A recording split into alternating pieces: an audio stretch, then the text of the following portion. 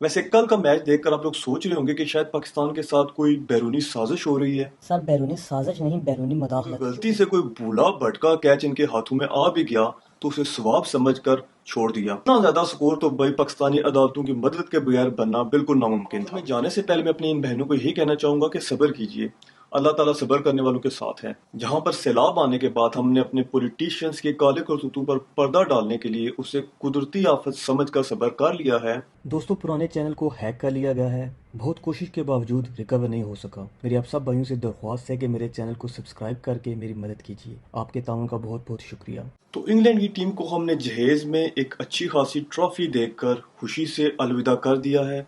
अब हम इस जिम्मेदारी से आज़ाद हो चुके हैं। वैसे कल का मैच देखकर आप लोग सोच रहे होंगे कि शायद पाकिस्तान के साथ कोई बैरूनी साजिश हो रही है। सर बैरूनी साजिश नहीं, बैरूनी मुदाखलत। क्यों गरीब के पेट पर लात मार रहे हैं? चलो यार, आज पप्पू की बात ही मान लेते हैं। बैरूनी साजिश ना सही, बैरूनी मुदाखलत ही सही। तो शायद आप लोग सोच रहे होंगे कि इंग्लैंड की टीम में कुछ बंदे हाजी साहब की तरफ से खेल रहे थे और हाजी साहब नहीं थे चाहते कि उनके बंदे हारें, इसलिए पाकिस्तान को डंडे के जोर पर हारना पड़ा। तो ऐसी कोई बात नहीं है। एक्चुअली में मैच से पहले ही उनका दिल बदल चुका था। वो जान चुके थे क्रिकेट इजाद काफिर दी, खेडन वाले शैतान गाफिल, मुसलमान वास्ते हराम है। मगर अब चूंकि एक आखिरी मैच था, ये गले पड़ चुका था और इसको खेलना जरूरी था, तो उन्होंने सोचा कि क्यों ना इस गुनाहगार किस्म के खेल को सवाब में बदल दिया जाए। इसलिए उन्होंने इस अपॉर्चुनिटी से फायदा उठाकर सैलाब ज़दगान की मदद करने का सोचा।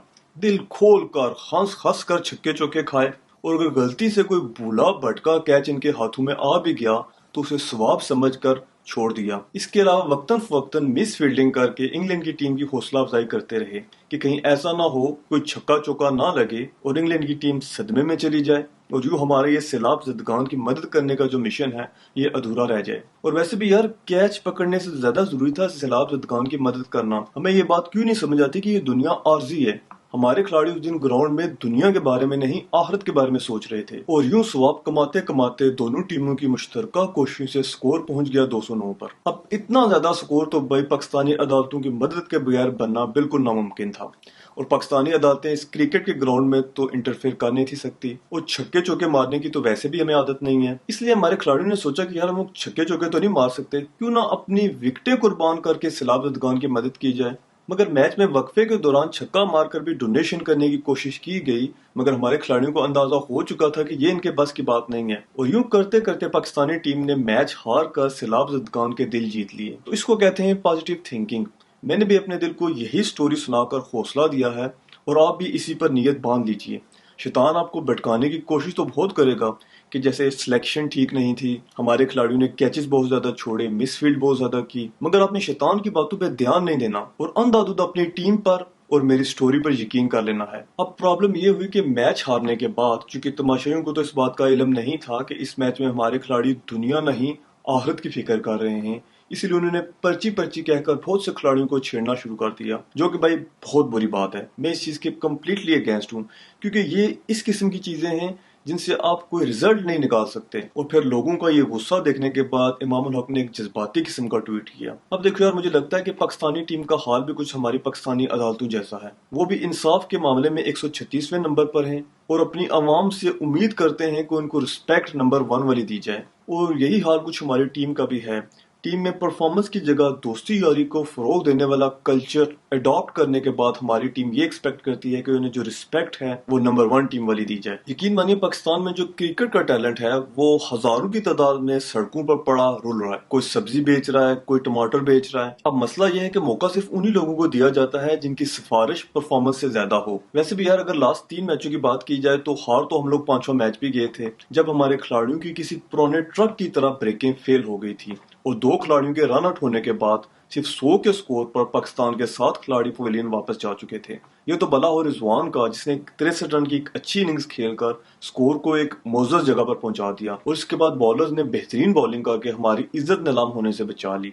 और जो कुछ हमारे साथ छठे मैच में हुआ, ऐसा तो यार अल्लाह किसी दुश्मन के साथ भी ना करे। जब पाकिस्तान पहली इनिंग्स में बैटिंग कर रहा था तो यूं लग रहा था कि शायद पिच पर किसी ने काला जादू कर दिया है।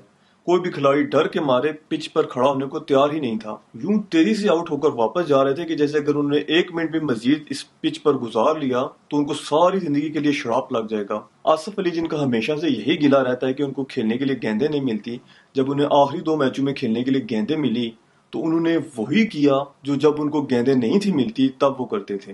بابر اعظم نے کوئی 87 رنز بنا کر سکور کو 169 تک تو پہنچا دیا، مگر انگلینڈ کے یہ جو وحشی قسم کے کھلاڑی تھے ان کے آگے یہ سکور کہاں ٹکنے والا تھا۔ مار مار کر انہوں نے گیند کے ساتھ ساتھ پاکستانی بالرز کا بھی دھواں نکال دیا۔ ہر گیند کو اپنی زندگی کی آخری گیند سمجھ کر کھیل رہے تھے۔ ہم لوگ اکثر سنتے تھے کہ یار جو گورے ہوتے ہیں یہ بہت زیادہ انصاف پسند ہوتے ہیں، اور اس میچ میں ہم نے اس کا عملی نمونہ بھی دیکھ لیا۔ ہر بالر کو انہوں نے انصاف کے ساتھ برابر دو ڈالا۔ اب رمیز راجہ صاحب کہتے ہیں کہ ہماری ٹیم میں اس وقت بہت زیادہ میچ ونرز ہیں۔ مجھے لگتا ہے کہ یار وہ صحیح کہتے ہیں، کیونکہ ہمارے کھلاڑی اکثر کنفیوز ہی رہتے ہیں کہ آج میچ جتانے کی باری کس کی ہے۔ اصل میں یار ہمارا مسئلہ یہ ہے کہ اتنی دلائی ہونے کے باوجود بھی ہم یہ لوگ بات ماننے کو تیار نہیں ہیں کہ جو T20 کی گیم ہے یہ سنگل ڈبل کی گیم نہیں ہے۔ ہم لوگوں نے ایک ضد باندھ لیا ہے کہ ہم نے 200 کا ٹارگٹ بھی سنگل ڈبل لگا کر ہی چیز کرنا ہے۔ ہر میچ میں ہم نے دیکھا ہے کہ باؤنڈریز کو لے کر ہمیں ہمیشہ سے اسٹرگل کرنی پڑتی ہے۔ شاید اسی وجہ سے جو ہم لوگ اپنے 90% میچ جیتتے ہیں وہ صرف اور صرف اپنی بالنگ کی وجہ سے جیتتے ہیں۔ بہت ہی کم ایسے میچز ہوتے ہیں جہاں پر ہمارے بیٹسمینوں سے کوئی غلطی سے کوئی بڑا سکور سرزد ہو جاتا ہے، اور جب تک T20 کرکٹ میں ہم اپنا مائنڈ سیٹ نہیں چینج کریں گے ہماری ٹیم کی حالت ایسے ہی رہے گی۔ اور آخر میں جانے سے پہلے میں اپنی ان بہنوں کو یہی کہنا چاہوں گا کہ صبر کیجئے، اللہ تعالیٰ صبر کرنے والوں کے ساتھ ہے۔ جہاں پر سیلاب آنے کے بعد ہم نے اپنے پولیٹیشینز کے کالے کرتوتوں پر پردہ ڈالنے کے لیے اسے قدرتی آفت سمجھ کر صبر کر لیا ہے، وہاں پر پاکستانی کرکٹ ٹیم کی اس دوستانہ ماحول والی کارکردگی کو بھی اللہ کی مرضی سمجھ کر تو صبر کر لیجئے۔